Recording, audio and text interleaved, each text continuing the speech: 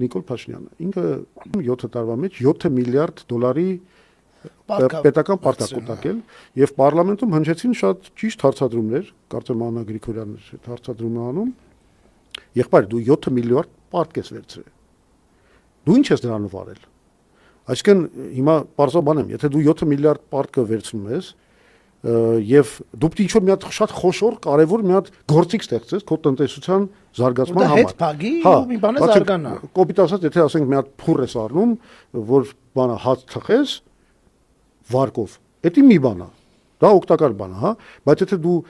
վարկը վերցնում ես, փուռը չես առնում, այլ սկսում ես ուղղակի քեֆ անել ու լավ ապրել, մի քիչ աշխուժ ապրել, հա, դու մի քանի տարի լավ կապրես։ Բա հետո հիմա այդ մեր ազգը հիմա գտնվում է այդ բա հետոյի վիճակի մեջ, որովհետև